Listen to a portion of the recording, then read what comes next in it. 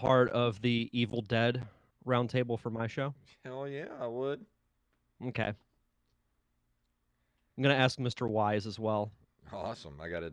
He's gonna be on open micers tomorrow night. Oh, really? Yeah. Nice. I'll have to log on and troll him for a few minutes. Yeah. Either that or overly kiss his ass, which I do that too. Yeah. I think we both do. I actually haven't talked to Steve in a few weeks. I haven't talked to him in person. I've been messaging with him back and forth. Mm-hmm. I think the last time I talked to him was maybe like a week after we did the Back to the Future roundtable. Oh yeah. He had asked me something, I can't remember what it was, and then we just talked for like 15 minutes, and then that was pretty much it. I haven't talked to him since. Tonight's episode brought to you by Smoothie King. Smoothie King. Yeah, I'm just finishing. I made some grilled chicken and Brussels sprouts. Awesome. I had spaghetti for dinner. Oh, spaghetti's great. Mm-hmm. 2 day old spaghetti. So nice and soaked in. Yeah. Good evening, Axe Blade. The Blade of Axe. You are here for the first Turbor-Grafx 16 review for Halloween. Which I think is fitting. Yes. All right. Mute that. Good evening. Stream looks good. Nice and solid. At a cool 2,200 kilobytes per second. I restarted my router about half an hour ago, so we should be good on my end. Yeah. Mine stays pretty solid these days now that I'm hardwired in, so I don't really have to worry about it too much.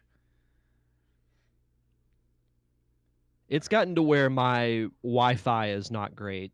Yeah. Well, that's as soon as I got I traded in my old router a while back to Sparklight, and they gave me a new one. As soon as I did that, it was like, holy shit, nothing's buffering anymore.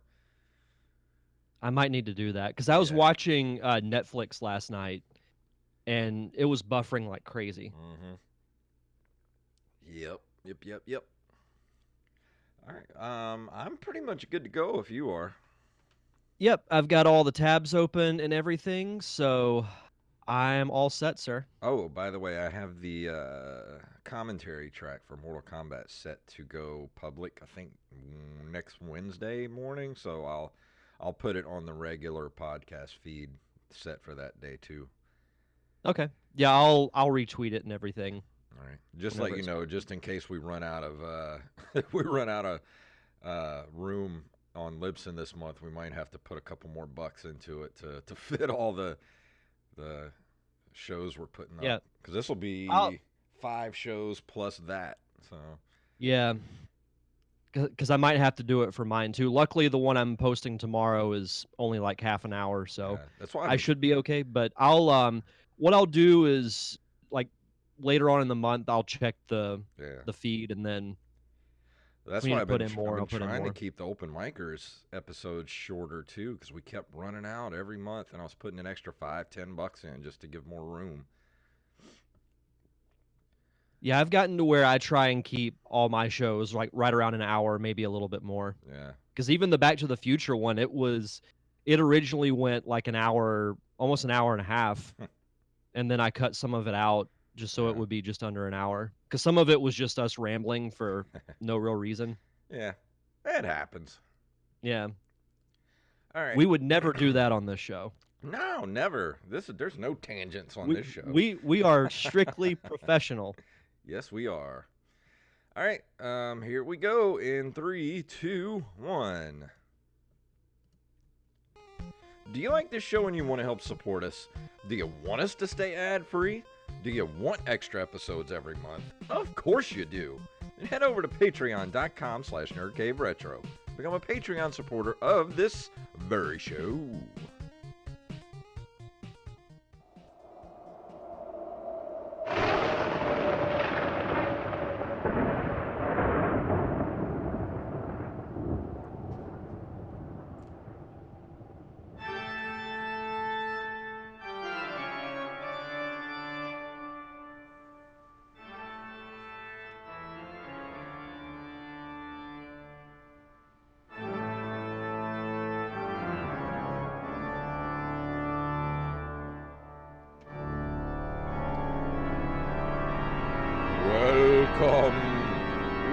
Welcome one and all here to the Nerd Cave Retro Show. And it is officially Halloween Horror Month. I'm so excited. My name is Jason Robbins. And I am a very nervous and afraid Derek Diamond. We weren't going to start it until next week, but you know what? I'm so ready for the Halloween season. I decided to go ahead and start it one day early. Here, it's still technically September when we're recording this, but when this drops for the regular public, it's going to be October anyway. So why not go ahead, get into the Halloween spirit, and let's start getting into some spooky stuff. Well, the great thing, too, for those of us who live here in the South, it's actually starting to feel like fall a little bit. Little bit. It was nice today. It was like roughly about 70 degrees, and yeah, it was nice. I'm ready for this weather to stay here for a while. The cool thing is, like, it's actually getting cooler in the evenings because last night I sat out in my backyard, put a light jacket on, and I actually played my Switch for like an hour outside. Oh, that's and it nice. was very pleasant. I love it. So no, I'm excited for fall. Excited for Halloween. You know, I love this time of year because it's got 3 of my favorite holidays like in consecutive months. And then it just feels so much better. Like this summer especially was brutal because you walk outside at like 7 o'clock in the morning, and you feel like you're gonna die. Yeah. I'm sure it's gonna be hot again for a little while, but that's what we get for living in the South along the Gulf Coast. So well, there's always that one last push of warm weather, and the same thing when spring ends and summer begins. There's like that little area where it's like, oh, we're just going to get cooler for a couple of days, and then boom, it's 90. And got a lively little chat room going on tonight. Welcome all you guys, a lot of patrons here tonight. So you're here for the very first game we've ever done, I think, for the Turbor-Grafx 16. Yep, that is correct. So, but before we get to all that, is there anything you'd like to talk about before we go into the news this evening? Nothing really stands out. It's been kind of a standard week. Just been working. Other than that, I've been playing a lot of the 3D Mario All-Stars collection. I started with Mario 64, and now I've gone back to playing a bit of Sunshine. So probably going to move on to Galaxy fairly soon. So other than that, just kind of hanging out and doing my thing. Yeah, I finally finished Mad Max for the PS4 this last weekend, and I didn't want to get anything else until I finally finished that damn game, which I think my last playtime was like 2 days, 3 hours or something like that. So over the last year, I've put a lot of time into that game. So I finally finished it. And now I got to figure out what I'm about to go to next. I want to get something on the Switch next, and I'm not sure what I'm going to get. I do want the Mario All-Stars. I do want to get that, but that might be a Christmas thing for me. I'm not sure yet. I still got to get Link's Awakening. I'm so far behind on everything. I would recommend Link's Awakening. Well, you get 2 weeks off for Christmas, so that might be a good time to play Link's Awakening. I think so. I think that's what I'm gonna do. I'm not sure. I don't know. I got like $30 in my Switch account to play with, so I'll figure something out. You got options. Awesome. Well, let's go ahead and move into the news, shall we? Let's do it. Oh, wrong one.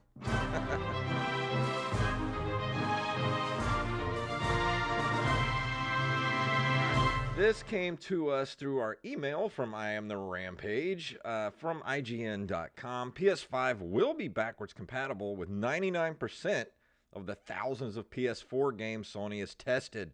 Sony Interactive CEO and President Jim Ryan has stated that 99% of the thousands of PlayStation 4 games it's tested will be playable via backwards compatibility. Ryan also discussed Sony's new PS Plus collection, which will offer 18 PS4 first-party titles for download to subscribers through the PlayStation Online service. He expects up to 4 years for the PlayStation 4's expected lifespan. The PS4 community will continue to be incredibly important to us for 3 or 4 years. Many will transition to PS5. We hope if we do our job well, tens of millions will still be engaged with the PS4. And that's probably going to be probably going to be me because I'm not really tempted to go get a PS5 right away. And this isn't very surprising because you look at the history of Sony, look at the lifespan of the PS2. Yeah, I'm surprised they're still not making games for it. I know. They well, they just stopped making games for it. They just stopped producing them. What, like 2014 or something Something like like that? that. And man, that was a long lifespan on that thing. But yeah, there's really not. I mean, with Spider-Man available on PS4, the new Miles Morales Spider-Man game, there's not a lot bringing me to the new generation of consoles. I mean, the Xbox Series X is very tempting because of the Xbox Game Pass. Because you get that thing home, and with the Game Pass, you instantly have a library of hundreds of games. So that, honestly, that's a little bit more of a better deal to me right now.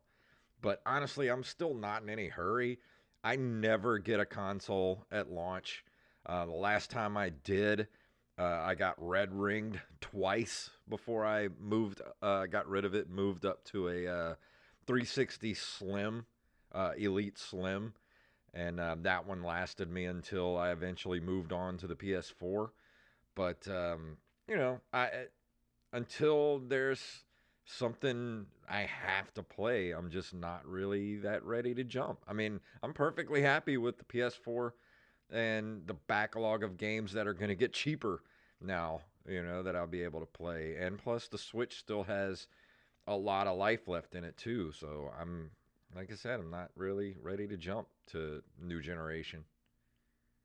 Yeah, I'm in the same boat as you are, and I know we talked a little bit about it last week. Like, if you stuck a gun to my head and said, "Oh, you have to get one," I would get the Xbox because of the deal with the Game Pass. But from Mm, what I've read, there's not really anything coming out for either system that is like making me want to run out and pre-order one of these things. So, like you, I'm perfectly happy with the PS4 because the Miles Morales game is coming out for that, yeah, and I still, 9 times out of 10, I'm gonna play the Switch still. So yeah. I'm not in a huge rush. Yeah, and Axeblade said that today GameStop sent him a link to snag his pre-order of Xbox Series X. He was approved on the All Access until their website took a dump. Of course, within 2 minutes of him logging in to do the pre-order, it was again sold out. Good lord. Ugh. I don't think they were prepared for the amount of pre-orders that they were going to get. Honestly, I think um, I don't know. I think it's I just like I said, I don't think they were ready for it. I really don't. Neither them nor Sony, Microsoft nor Sony, were ready for the amount of pre-orders that they were going to get. I feel like they're never prepared. Like Nintendo's never prepared. Yeah, but I think this They time might have been a little worse because of the lockdown and everything, COVID going on. A lot of people still not at work, with no end in sight. Really, winter's coming, and it's like, if you got the money, might as well go ahead and get the new thing to play with while you're locked up in your house for the next foreseeable future. That's true. But who knows? Like I said, I'm not in any rush to get either system. Yeah, me But neither. I'm sure eventually I'll get one. Yeah, I figure I usually wait about 6 months to a year to jump into the new generation. But our next story comes to us from NintendoLife.com. Hamster announces more than 15 games for the Arcade Archive series on Switch. Hamster Corporation is arguably the biggest support of the Nintendo Switch outside of Nintendo itself, so far releasing hundreds of retro titles with additional modern enhancements on the hybrid system. I love that name for a company, by the Yeah. way, Hamster. There is no sign of it stopping production of these releases either, with the Japanese publisher announcing another 18 games for its never ending Arcade Archives line at this year's Tokyo Game Show. Here's what you can look forward to, and it lists all 18 games, but some of probably the biggest one is Gradius 3, Hmm. but there are also some other familiar names on the list, along with games like Versus Tetris, or Versus Tennis, not Tetris, the arcade version of the 1984 NES game. There's no exact release date for any of these titles just yet, so be sure to keep an eye out for them in the near future. Uh, does anything on this list, catch your eye? Like, is there something on here that you have to get when it comes out? Not really. The only ones that I really see are Gradius 3 and Green Beret, which was actually changed to Russian Attack for the NES. I still have my copy of Russian Attack. So those are really the only two that really jump out at me. But because a lot of these I've really never heard of, like Liquid Kids. Like, what is that? Soccer. Um, Swimmer. Cosmo Police Galavan. Like some of these I've never even heard of. Arabian. Like what are these? If it's an Aladdin type game, that'd be kind of cool. I guess I don't know. If I'm looking at it, because like you, I haven't heard really of any of these games. Just based off a title alone, 64th Street, a detective story sounds kind of intriguing. Yeah, that one sounds intriguing. Some of these are just like Rodland. The hell does that mean? It doesn't tell me anything about the game. Oh yeah, Rampage just put in the chat room that he's still waiting for Capcom to do a beat 'em up bundle 2 with Aliens versus Predator. Oh, I'd love to have that game drop. If that game drops on the Switch, holy crap, I would be so happy. I'm not saying I don't have a ROM of it or anything, but I'd love to be able to. Yeah, Axeblade says Hamster is awesome. I typically buy them on PS4 though, just because the arcade games with 2 players, I can share play with my brother and play co-op over the internet. Yeah. Understandable. No, I get that.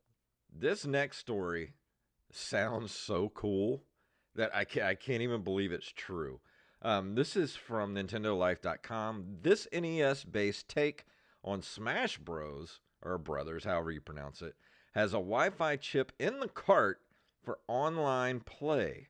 Um, Plenty of games attempt to take on the might of Super Smash Bros. Over the years, but few have been as unique as Super Tilt Bro on the NES. First, it's an NES game. Second, the cartridge actually has a Wi-Fi chip inside, so you can play online with other people on your NES. The open source fighting title is still in development, and the card itself is in the prototype stage. From what they've seen so far, is quite exciting from a technical perspective. Could other cart-based consoles see online play added via similar means? This, and I'm wondering, how exactly does this work? I mean, of course it hooks up to the Wi-Fi through. It's got the chip inside the card itself. So I imagine it has some sort of, I guess, like, does it hook up to some sort of server for this game in particular? And you kind of just have random matches with people? Or can you, like, have, like a friends list where you can play your friends? Like, I'm not quite sure how this thing works. Yeah, it's interesting in the sense that it's through the cartridge and not the actual console. Yeah. Did you watch the trailer? No, I didn't get a chance to watch the trailer. I just saw this like right before we started up today. It looks really cool. It's literally an 8-bit version of Smash Brothers, down to the mechanics and everything. Like I would love to play this. But I'm very interested, one, how the whole online play works with it just having a Wi-Fi chip in the cartridge. Mm-hmm. And two, and I don't want to say this as a way of knocking, whoever made this game, but are there going to be a ton of people who play it and Yeah. enough to where you could actually play it online? I mean, I hope so, because I think seeing more games like this would actually be kind of cool. And who knows, maybe they'll do it eventually for the Super Nintendo. Yeah, that would be pretty sweet because if they could do that and they can put Wi-Fi chips in the actual carts themselves, holy crap, we're talking about a whole new ball game at that point. Yeah. That is what we would like to call a game changer. Yes, definitely. But I think this is a really cool story. Anybody who hasn't watched the trailer, you can go to the article. There's a trailer attached to it. Mm-hmm. So definitely go. It's only like a 30-second trailer. So, and you can go to the guy's Twitter too. It's at Roger Biden, Bidon. yep. Roger Biden. and he's got right there on his Twitter page. So I'm definitely interested to see how this works. For sure. But our last story comes to us from PCMag.com. Sega teases a new Virtua Fighter game. Just like Street Fighter, Virtua Fighter remains a popular series of fighting games for many, admittedly probably older gamers. So news of a new entry in the series is sure to spark a lot of interest. As Eurogamer reports, Sega announced a new Virtua Fighter project at the end of the company's Tokyo Game Show livestream. Very little is known about the project, but the game's name clearly shows where Sega's focus is. The new game is called Virtua Fighter X Esports, and there's also a trailer attached to this as well. That's not to say this will be a Virtua Fighter title purely for esports professionals, but it's unclear if Sega is developing a brand new entry in the series or simply updating an old one so as to be used on modern hardware and in competitive environments. The only hint of what's to come is in the tweeted teaser video that you see in the article. I haven't heard the name Virtua Fighter in a long I time. haven't either. That's why this article caught my eye, because I used to play Virtua Fighter back in the day. That was a arcade mainstay in the '90s, playing Virtua Fighter, and I would be interested to see if they come out with. I would love to see them like bring back some of the original Virtua Fighters, like for the Switch. I think that would be pretty cool, like an up-res, like kind of a remastered version of it. Yeah, no, for sure. It's surprising to me that out of all the titles that Sega would bring back, it would be Virtua Fighter. Yeah. Because it says here it's been around for 27 years, first appearing in arcades back in 1993, Yeah. using the Sega Model 1 arcade platform and developed by Sega's AM2 division. I mean, it's been released on home consoles as well, but the last title was Virtua Fighter 5 Final Showdown, which was in arcades in 2010 before being ported to the PS3 and Xbox 360 in 2012. So it's been a bit since Virtua Fighter's been relevant. Yeah. I remember Virtua Fighter was a pretty big deal in the arcades. Like I was still in high school when this thing came out, and I used to go to Aladdin's Castle in the mall, and they had Virtua Fighter right up there in the front. As soon as you walked in, there was a big Virtua Fighter machine. I never played Virtua Fighter, but I remember reading about it in the magazines, way back in the day. Yeah. It's pretty cool though. All right, well, now we are out of the news, and now I actually play this for real this time. We are going into this month in video game history.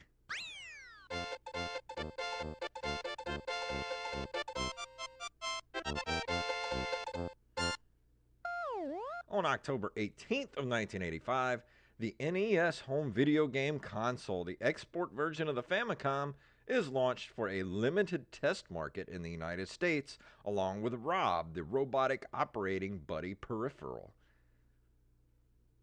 It's a shame it never worked out. Yeah. Hey, he's a Smash Brothers character now, so he lives on. Oh, I was talking about the NES. Oh, yeah. No, I'm Well, kidding. I don't No, remember that console. That was one of those weird ones that nobody picked up.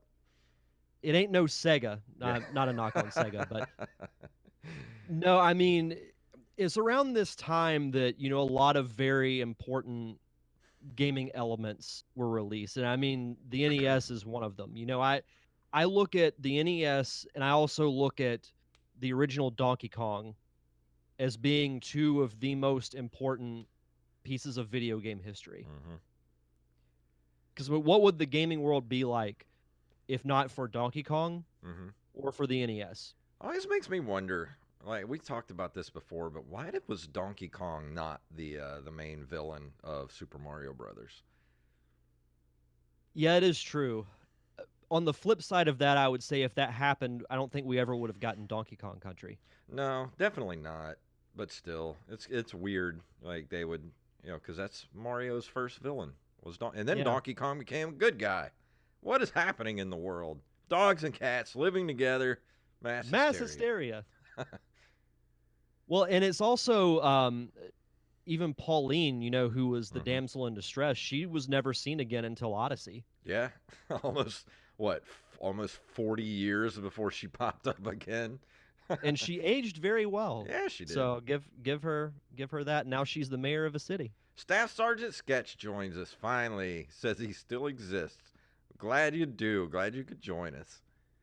Rampage says because Mario was the villain. Oh, I never really thought about that. I know he was definitely the villain in Donkey Kong Jr. Yeah. Should have been arrested for animal cruelty. Yeah. On October 11th, 1989, the Atari Corporation releases the Lynx handheld console with color and backlighting. You should go I back want to play one of these eventually. You should go back and watch the original commercial for the Lynx. I think it's Tobey Maguire in the commercial. This must have been, from his hit cameo in The Wizard. Yeah, it was right after that. That's so ironic. Yeah. I don't know if it's still there because it's been months since I've been, but there's a retro game store here in town called the Video Game Trading Post, and they actually have a Lynx. Because I've been considering getting it, just because I'm so curious about it, because it's a system that I know not a lot about, never played it before, and it would be good content for the show. Yeah, but battery life only lasts like 20 minutes. We didn't have. I'm hoping there's an AC adapter like there was for the Game Gear. I don't know if there was. Maybe there was. Because with the Game Gear, I remember pretty much just plugging it into the wall and playing it there, which completely defeats the purpose of a handheld console. On October 14th of that same year, 1989, the Mega Drive is released in North America as the Sega Genesis. And had, during its entire lifespan, nothing to do with Phil Collins. Yeah. Which was a shame. Axblade said it did have an AC adapter. Hopefully the one that, if Trading Post still has it. Yeah, I don't think there's too many people out there clamoring for an Atari Lynx these days. As I go to get it, just catch an elbow to the face. Mine! Yeah. October 10th of 1994, ID Software releases Doom 2, and Dave D. Taylor creates a Linux port of the original Doom, becoming the first major game for the new operating system. Have you been listening to Codex, retro gaming podcast called Codex? They've been doing a retrospective. There's a book that came out called it's called Masters of Doom or something like that, and it's all about id Software and them, how they got together, how they formed, how they made Doom, then just like the whole thing, and they kind of break it down chapter by chapter in Codex, and it's really good. So I really recommend that podcast. What's it called again? I think it's called Masters of Doom. Masters of Doom. Yeah, I think the book is called Masters of Doom. I will make a note of that and listen to it. Well, the podcast is called Codex. Is what the Codex. And they've been around for a while. I think they're around 100 episodes or so. But they've been doing the last month or so, a month and a half. They've been doing. Each episode they've been going chapter by chapter in the Masters of Doom. And Rampage says yes, it is Masters of Doom is the name of the book. So if you want a good audio book or something to listen to, go check out Masters of Doom. You can probably find it on what's it called? Audible? Yeah, audible.com. Audible, yep. They don't endorse. They don't. That's just a free endorsement for Audible. Yep. Let's see. Where are we at? October 1st of 1995, Square releases Secret of Evermore for the SNES. One of your favorite games, if I'm not mistaken. One of the more underrated RPGs for the Super Nintendo. I feel like this is one that kind of got lost in the shuffle because you had so many good ones around that era, and I felt like it got unfair comparisons to Secret of Mana. The gameplay is similar, but it's a little bit darker in tone, and I feel like Secret of Evermore made it almost sound like it was a spin-off. See, I thought they were not quite. I thought maybe they were either sequel one was a sequel to the other, or they were, you know, part of the same story or whatever. Looking back on it, I think they should have just called the game Evermore. Yeah, Plus, I thought it would have been a cooler title. yeah. But it's a good game. It's one of the earlier games that I reviewed on the show, so it's definitely worth checking out. If you're a fan of RPGs from that era, it's definitely worth a look. Yeah, you can't go wrong with RPGs on the Super Nintendo. No, you cannot. On October 31st of 1997, Naughty Dog releases Crash Bandicoot 2 Cortex Strikes Back for the PlayStation, the very first PlayStation game I ever played. Wow. I remember playing this at my uncle's house.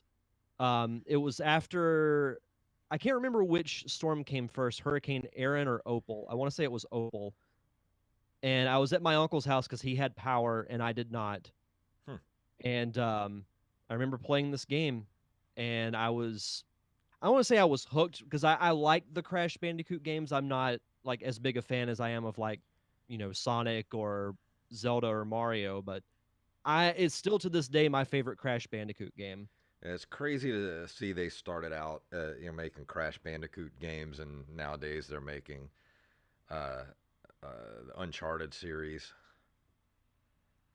It's crazy the metamorphosis that Naughty Dog has had. Mm-hmm. I mean, kudos to them for essentially reinventing themselves. Oh yeah. Which, if I remember right, the new Crash comes out fairly soon. I don't know if it's coming out for the Switch, but I don't know. I remember us talking about it not too long ago. I don't remember when it said the release date was. it's early October. I know that. I'll look it up real quick. Okay.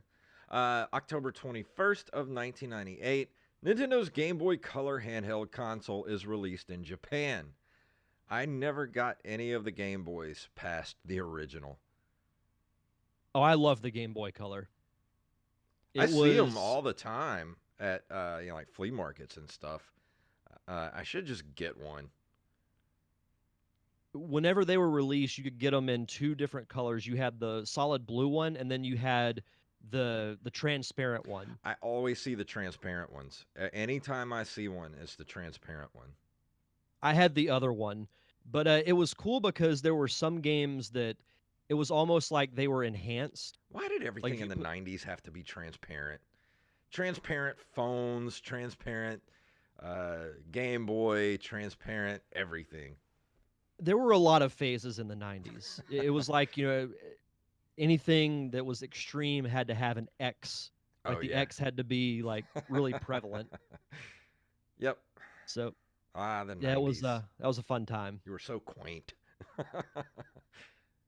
Let's see. Oh, actually, Crash Bandicoot 4 comes out October 2nd. Whoa, that's Friday. Cool. Oh Yeah, yeah. holy crap. Mixmaster even said it comes out Friday. Okay. Yeah, I'm not seeing what it's available for. Let's see. Digital. Right now, just PS4 and Xbox One. It's got to come out for the Switch at some point, so I will likely wait for that. I'm still waiting on Retromania Wrestling to come out, man. I thought that thing was supposed to be come out in like July. Yeah, it was supposed to be out like months ago. Damn it. Yeah. But to close us out for this month in video game history, on October 26th of 2000, Sony's PlayStation 2 launches in North America. And if that doesn't make you feel old, I don't know what will. Yeah. We're approaching the 20-year anniversary of the PlayStation 2. Yeah, me and my buddy Phil had just gotten an apartment together in 2000, and I had a GameCube and he had an original PlayStation, and then he went and got the PlayStation 2 as soon as it landed. We had a Toys R Us right around the corner from the apartment, and he came home that night and we played all kind. He ended up buying like 3 or 4 games with it, some of the launch titles, and we just stayed up all night playing PlayStation 2. Of course, we didn't have a memory card, so we didn't get to save anything. Stupid Sony and their damn memory cards. Also, one of the greatest DVD players of all time. Yeah, that was actually the first. I still remember the very first DVD I ever I ever rented. I rented Charlie's Angels Nice. and watched it on the PlayStation 2. And I was like, The, picture doesn't get any better than this. It's so much better than VHS. yeah, my first DVD I ever got was The Mask with Jim Really? Carrey. I can't remember the first DVD I ever bought, though. Do you remember the old, like, awful cases they used to Yeah, have? There was, like, the cardboard cardboard front with the little, like, plastic latch. flap Yeah. on the side? I still have a And if bunch of those. and if you broke that thing, you were screwed. Yeah. Oh, and then like the little teeth that would hold the DVD in, all those Yep. things would break after you the first time you try to take the DVD out, it was so tight that they would break those little teeth off, and then you just like your just DVD would just flop around in there from then till now. I think I still have that DVD with that crappy box at my parents' house still. Yeah. I have to go look and see. I'm trying to remember. I cannot remember the first DVD I ever bought. Ah, Rampage says says my first DVD was Blast from the Past with Brendan Fraser. I literally just saw that for the first time like 2 days ago. Really? Yeah. That's weird. Let's see. Second was IQ with Walter Matthau. Oh, wow. That's great. Has anybody when I watched think of Walter the movie? Matthau, I think of Dennis the Menace. Has anybody watched IQ in the last 20 years? It's one of those movies where you're like, did that actually exist? Yeah, I don't know. But before we go into the review for tonight, as always, Derek likes to do some shout outs. Absolutely. We want to shout out our awesome patrons over at patreon.com/nerdcaveretro. We want to shout out Armez Jackson, XBlade07, Daniel Salmon, John Jekyll, a.k.a. The Mixmaster, Carlos Longoria, Staff Sergeant Sketch, Randy Bailey, and the great Tyler Watson. Thank you guys so much for your contributions. And because you keep us at the $50 level, we're going to keep doing those fun commentary tracks. We just did Mortal Kombat. One of my favorite commentary tracks that we've done. Like, it was so much fun going back and watching that movie. That was like, I had fun doing Street Fighter, but holy crap, Mortal Kombat was so much. It was just still such a good movie. Like, it's fun to watch, and it's even more fun to watch it with your friends and just make jokes, because it's like almost like a perfect movie to watch with your friends. Because with this movie, you have to look at it for what it is. Like, it's not a cinematic masterpiece. Yeah. But when it comes to just pure fun for an hour and a half, it doesn't get much better than Mortal Kombat. It came out to be exactly what it was trying to be. And in doing so, it just exceeded itself. Like, the cinematography's good. The writing was, you got 4 major points of exposition dumped throughout the movie, but around those exposition dumps are really good action. And the effects, some of the effects are a little dated, but for the most part, the movie still holds up pretty well. Incredible soundtrack. Yes. Oh my God. I mean, just as soon as you start up the movie, like the second you start it, you're getting screamed at, Mortal Kombat! And I'm like, oh yeah, we're in for a good time now. Absolutely. And if you guys want to be a part of our awesome Patreon, you can head over to patreon.com/nerdcaveretro. And tonight we're talking about...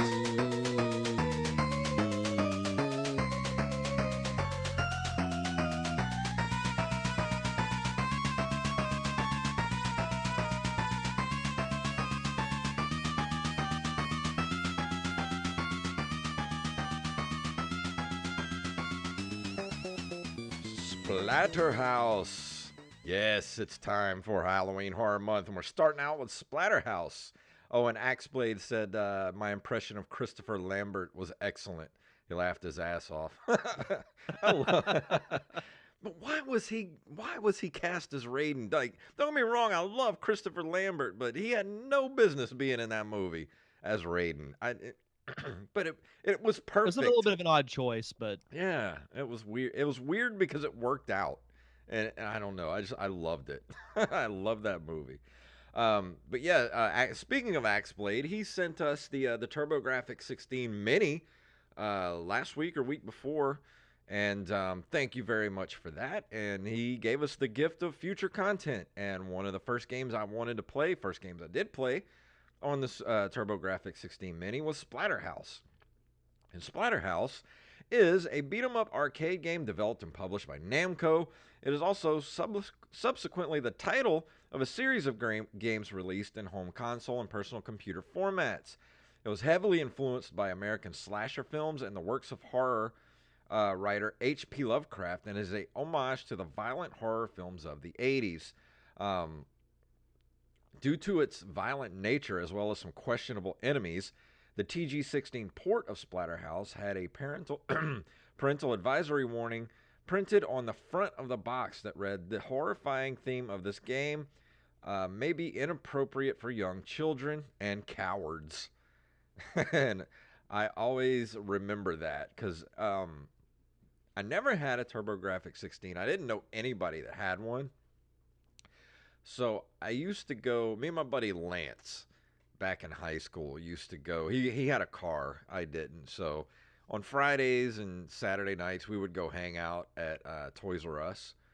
And they used to have a pretty huge gaming section in the Toys R Us that was near us. And they always had, demo consoles set up of Turbor-Grafx 16, Sega Genesis, Super Nintendo, they had an Atari Lynx, the Game Gear, pretty much everything you could think of. Any console or handheld at the time had a demo console at the Toys R Us. So I used to go and play the Turbor-Grafx 16 all the time, and I always wanted one, but could never really justify getting one because it was cheaper than the Sega Genesis. It was a little more expensive than the Nintendo. I think Nintendo's ran like $80 or $100 or at that time. I think the Turbor-Grafx 16 was like 140, 149. I think the Sega Genesis was around 180 or something like that. And I really don't think the Turbor-Grafx 16 was true 16-bit. I think it was still like an 8-bit system, but it had a faster chip in it or something like that, so you could get more colors on the screen, and it just looked better than the Nintendo. But I remember at the time seeing the advertisements for Splatterhouse, especially in you have a friend named Bill as well, or just Lance? No, just Lance. Never knew any Bills when I was growing up. Axblade asked that in the chat room. But yeah, I used to see the advertisements for Splatterhouse all the time, and comic books, and the gaming periodicals at the time, like Electronic Gaming Monthly. And it was cool because it was always like a 2-page ad for Splatterhouse, and it was kind of a almost like a comic book story. Like it was drawn like a comic book, and it kind of told you the story of the game. The main character Rick and his girlfriend Rick Taylor and Jennifer Willis. They take refuge from a storm in West Mansion, a local landmark known as Splatterhouse, for the rumors of hideous experiments purportedly conducted there by Dr. West, a renowned and missing parapsychologist. As they enter the mansion and the door shuts behind them, Jennifer screams. Rick awakens in a dungeon under the mansion, having been resurrected, thanks to the influence of the Terror Mask, or in some versions, the Hell Mask, a Mayan sacrificial artifact from West's house which is capable of sentient thought. The mask attaches itself to Rick, fusing with his body and transforming him into a monster with superhuman strength. With the mask's encouragement, Rick goes on a rampage through the dungeon and the mansion grounds, killing hordes of monsters. That was kind of the plot of the short little advertisement for Splatterhouse. He woke up with the mask on, and he's just like wreaking havoc on all these monsters and stuff. And it was one of those games that, at the time, was one of those games that your parents kind of had an uproar about, because this was around the time that, the congressional hearings were getting heated up because of violent video games. And this was definitely one of those games on that list, because going back and looking at it now, I got through most of the game. I got to the end, but I couldn't. I got to the part where where Jennifer, his girlfriend, he goes to rescue her, and she turns into a weird looking, HP Lovecraft style demon. And I defeated her, and then went to the next part, which looked like, some of the level. Like, I just gotta say, this game is freaking weird.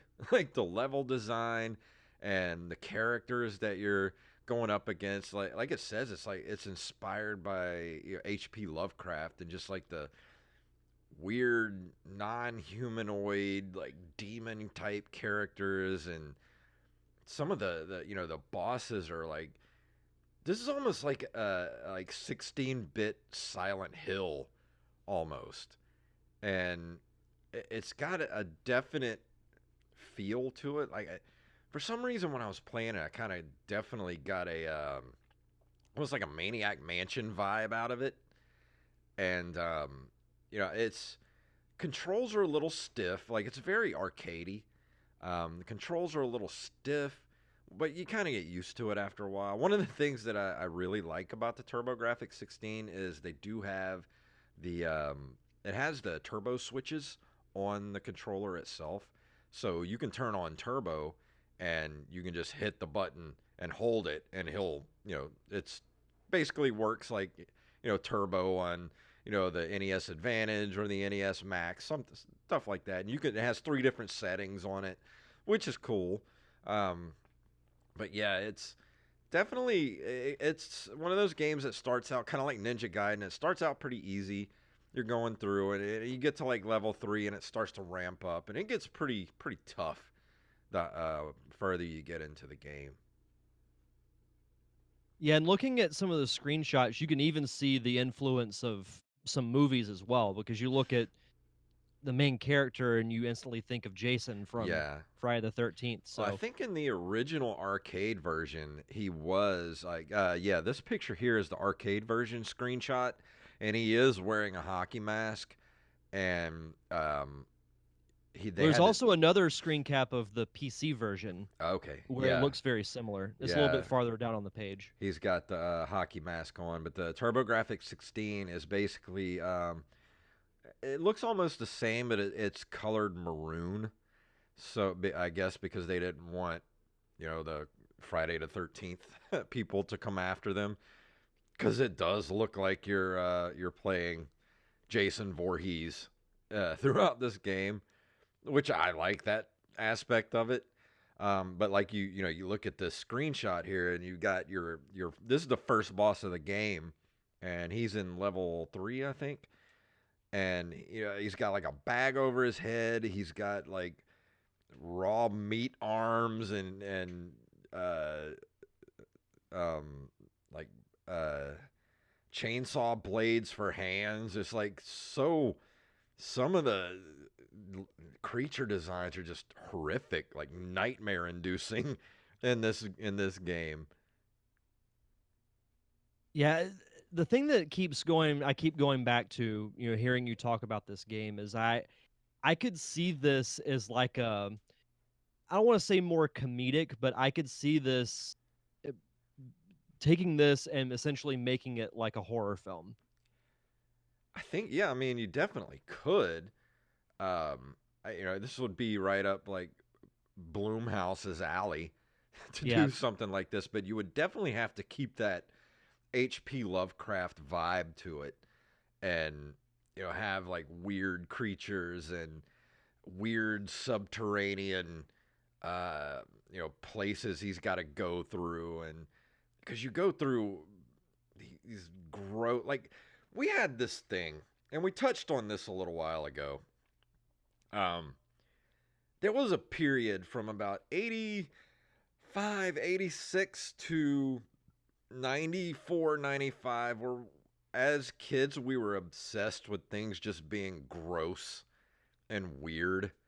We were obsessed with sliming our action figures, and we had toys like Mad Balls, and I don't know if you remember a toy line called the Centurions, where you had like this big Lovecraft type creature. I remember seeing it in the Sears catalog, and he had like you could see his insides, and he had like uh you could see his rib bones and stuff, and you could open up the rib bones, and like just the toys that we had, and the movies and the TV shows were just kind of gross and weird, and like the weirder the better.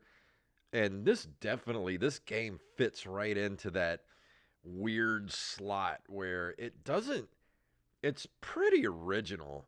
Like I haven't seen any game with these weird type of enemies until games like Silent Hill, because you don't fight really any humans or anything, and it's kind of gross, and some of the level design and like looks like piles of guts and you know uh meat and just almost like an old Tool video or something, like it's kind of hard to describe. Rampage says he had the creepy crawler gummy candy making set. Yes, I remember that.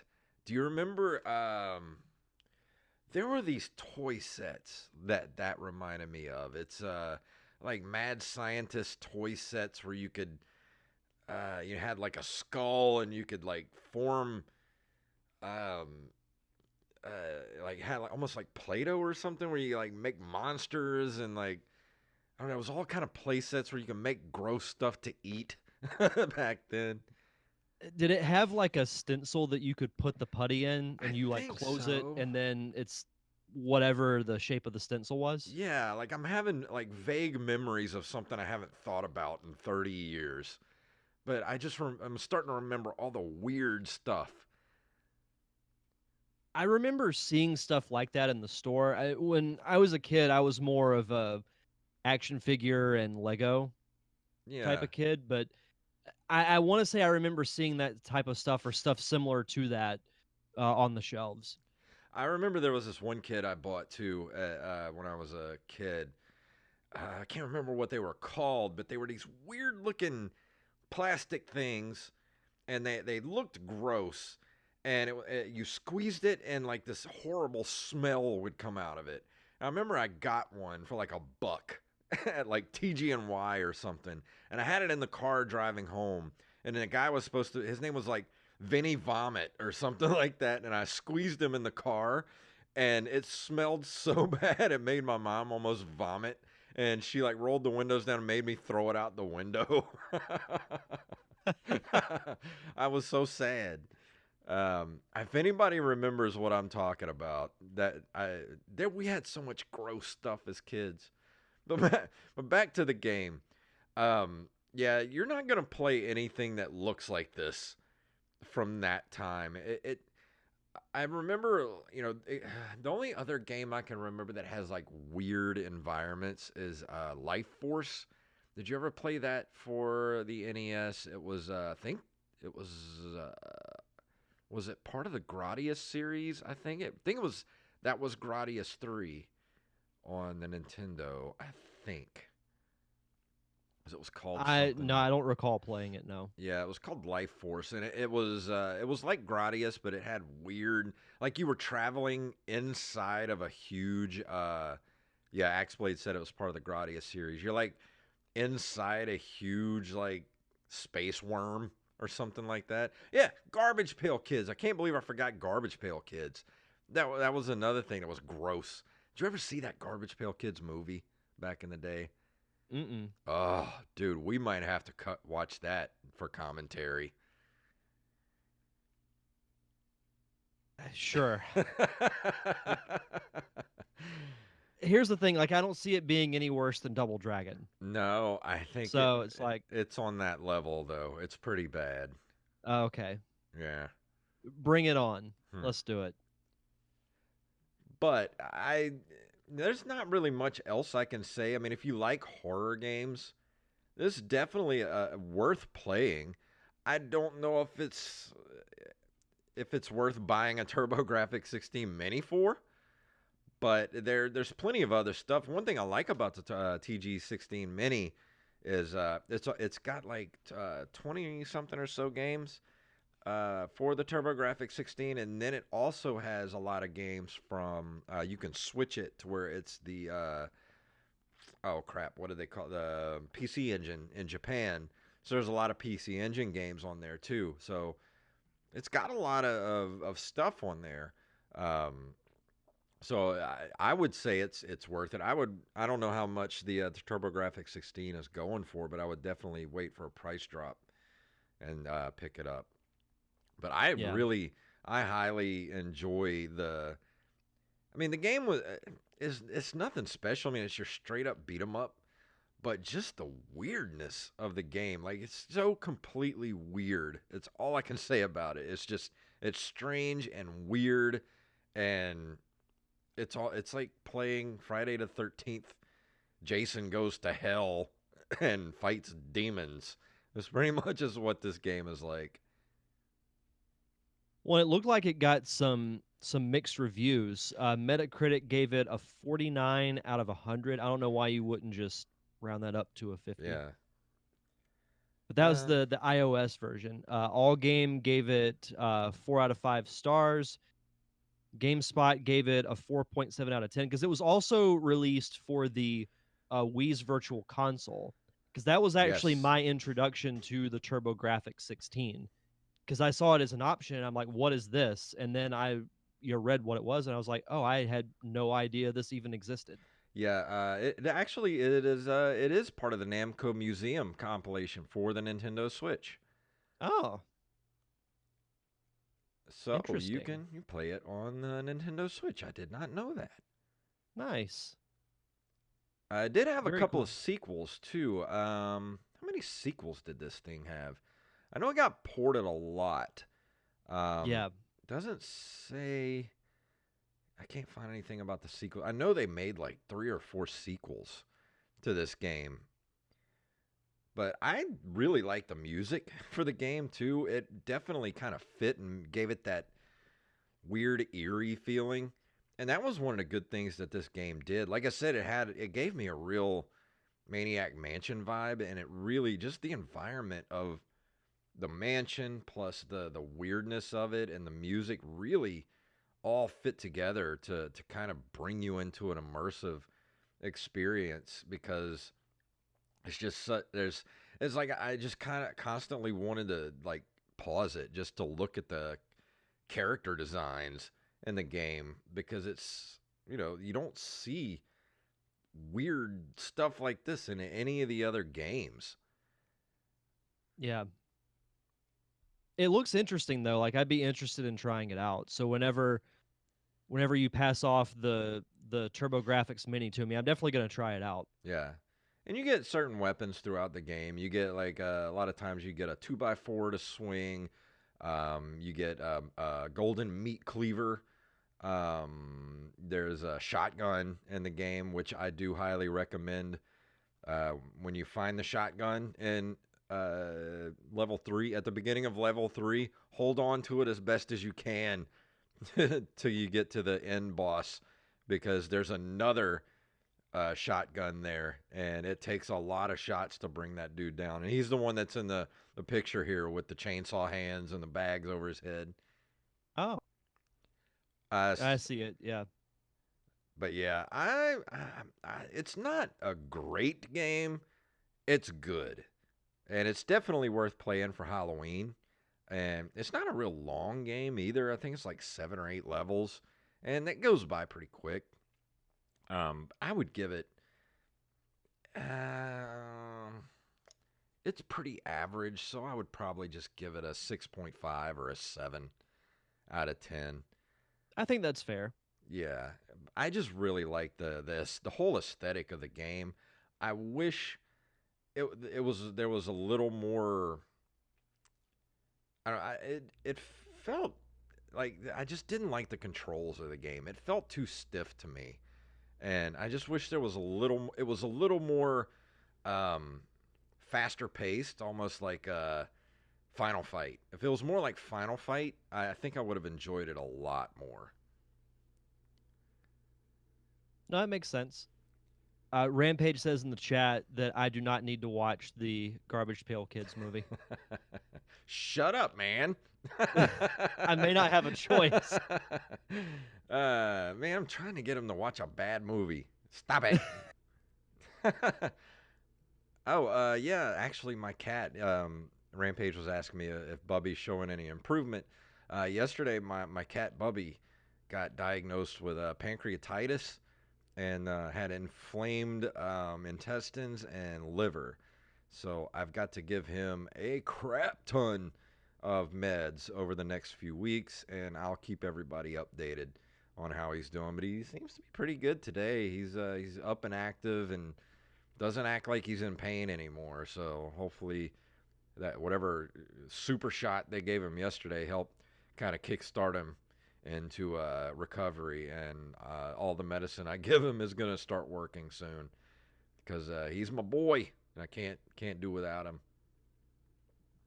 Fingers crossed that he'll be okay, for sure. Yeah, Axeblade said he thinks you would like, I think it's pronounced Ease or Wise 1 and 2 on the Mini. Those are some pretty good RPGs. I saw a lot about those back in the day, a lot of advertisement for those. And I never knew if it was pronounced Ease or Wise. It's like Y''S. No, I'll definitely check them out whenever I get the it's Ease. Yeah, Ease. Yeah, even Axeblade said Ease. That's what I figured. But there's a lot of stuff on the TG16 Mini. I think the next thing I'm going to review is probably Rondo of Blood because they have the Japanese PC Engine version on there. I started playing a good bit of it, and you know me, I love my Castlevania, so I think that's going to be my next review. What are you reviewing next week? So this is a game that I didn't even know existed because you and I were talking earlier today, and I was like, I have no clue what I'm going to review next week. So I literally Googled best horror games for the Super Nintendo, and the first one that came up was Zombies Ate My Neighbors, which I've reviewed in the past. Love that game. But there was a sequel to it that I did not know even existed called Ghoul Patrol. So I had no idea. That's what I will be reviewing next week. I had no idea till you told me that today. And I love Zombies Ate My Neighbors. That's one of my favorite Super Nintendo games. That game was so crazy good. Mm-hmm. And if you've never played Zombies Ate My Neighbors, do yourself a favor and play that game. It's so weird and good. It's like playing a 50s B movie. It really is. So I'll be reviewing Ghoul Patrol on the show next week. Awesome. Is there anything else you would like to throw out there before we leave this evening? So I'm going to be kicking it off a week late, but I'm also doing Halloween Horror Month on the Derek Diamond Experience, and it's going to be kicked off actually this upcoming Monday because I'll be doing a special live show, my top 5 horror films. Yes. That I'll be doing on Facebook Live Monday night at 9 p.m.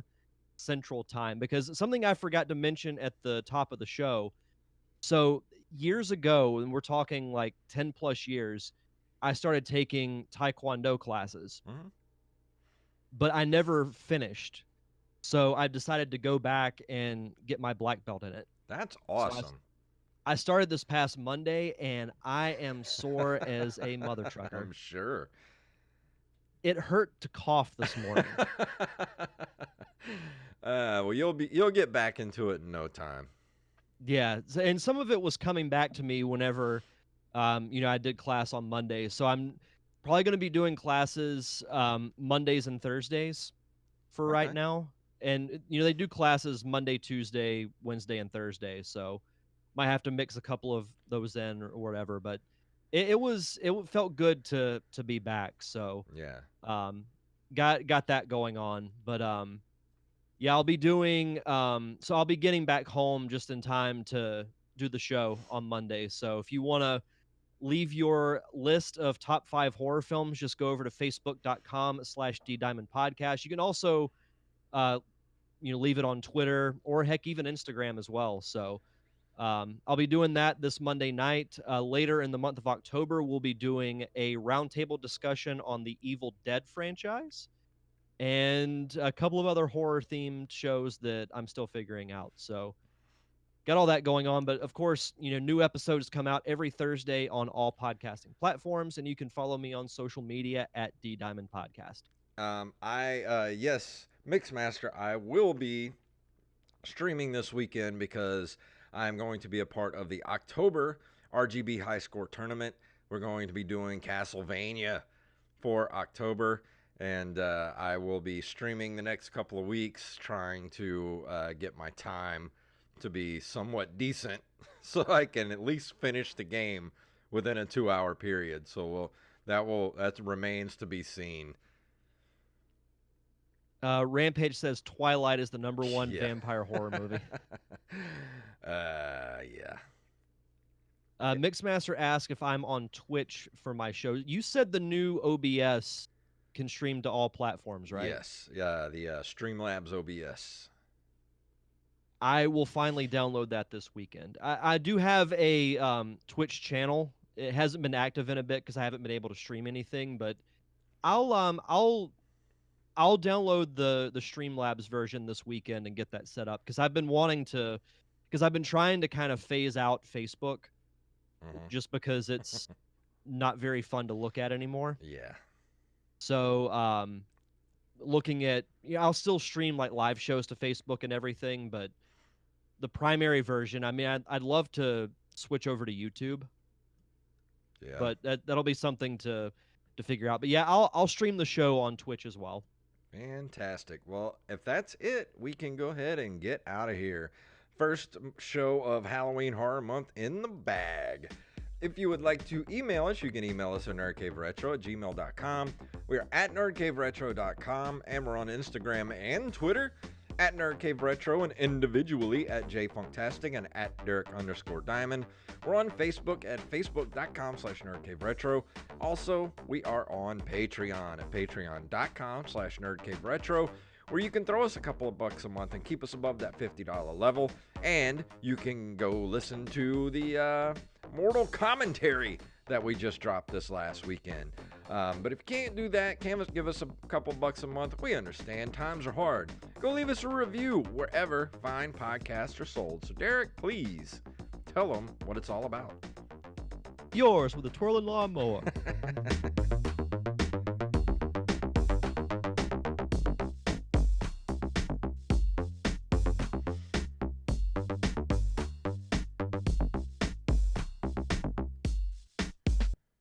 Monkey!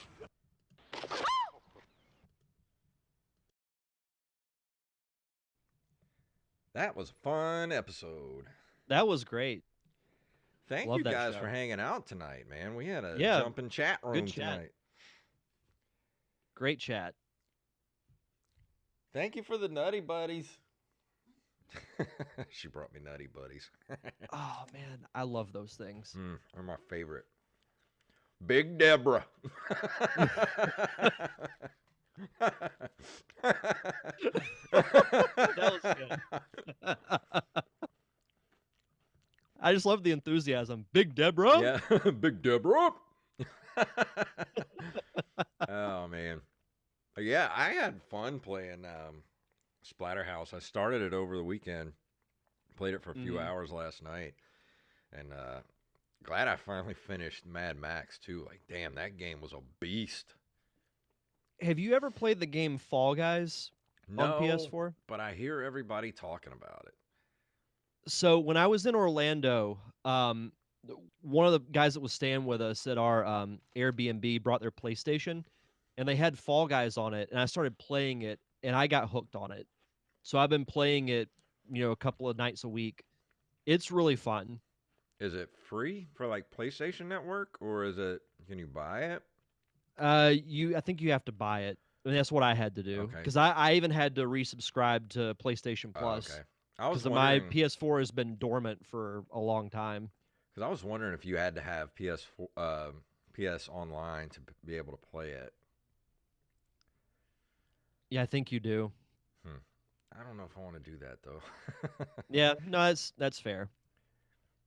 I know I'm doing I'm only working a half day on Friday, so I'm going to start Ghoul Patrol on Friday and Okay. then play it throughout the weekend. Yeah, Axblade said he saw me playing it, and yeah, dude, you can definitely get into Mad Max easily because I think you can buy it for like $5 right now on. I think you can get it on the PlayStation Store, maybe even cheaper to go to GameStop and get it because I got it. They had a sale. It was like buy three for 15. So basically, I got it for like $5 at GameStop. Nice. And it's worth it. Like I said, I think I put something like over. I put over 2 days of gameplay into that game over the last year, Yeah. because it's like it's like Red Dead Redemption or um,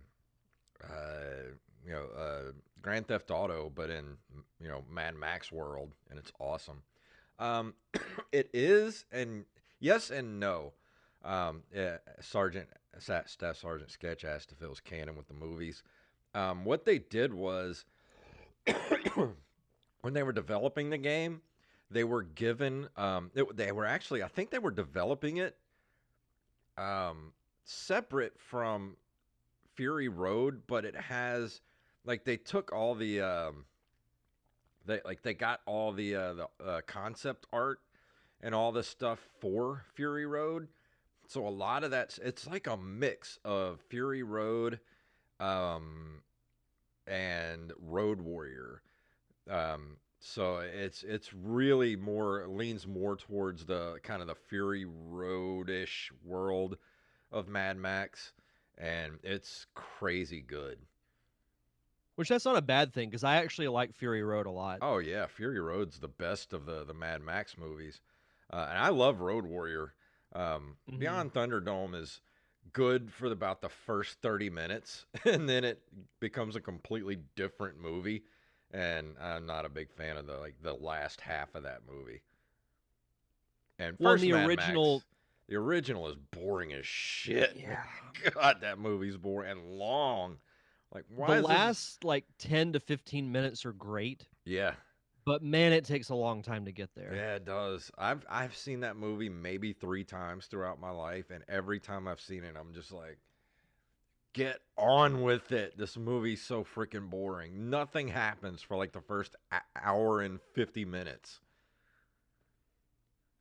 Yeah, but Road Warrior is great. I pretty much agree with what you were saying. I think Road Warrior's great, Fury Road's great. Yeah. Thunderdome has its moments, and then Mad Max. The last 15 minutes are really good, but everything before that, I really wish they you would can hurry you up and can make nap that through. Furiosa movie because George Miller's getting up there, man. He's like 80 something years old now. Oh, he's still such a badass. So the fact that he was that old and he put that No, time and effort into making Fury Road, that I'm like, movie, geez. that movie's crazy. It's like an 85-year-old man made this movie. It's like as soon as you start, it's just intense and it Hmm. doesn't stop the entire time. There's like 5 pages of dialogue, and it's just the whole movie was made on storyboards. It's just one long car chase. Yeah, But it's not a bad thing. Like I love that movie.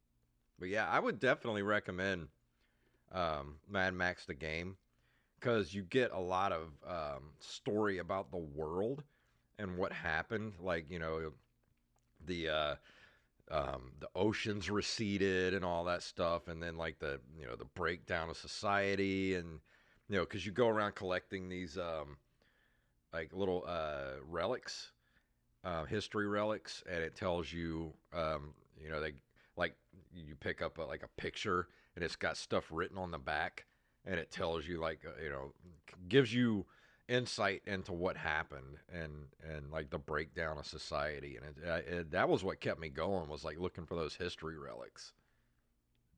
That's really cool. Because that world that they've built is really interesting to me. Yeah, Like, what happened to cause society to fall. yeah. Like I love like post-apocalyptic movies like that, and also those because there was a movie I watched to prep for an interview for my show. This essentially it takes place in North Georgia, where it's like a self-governing society Hmm. that's like completely isolated from the rest of the world. And it was like the universe that they built to me was really fascinating. Yeah. Huh. I have to check that out. Yeah.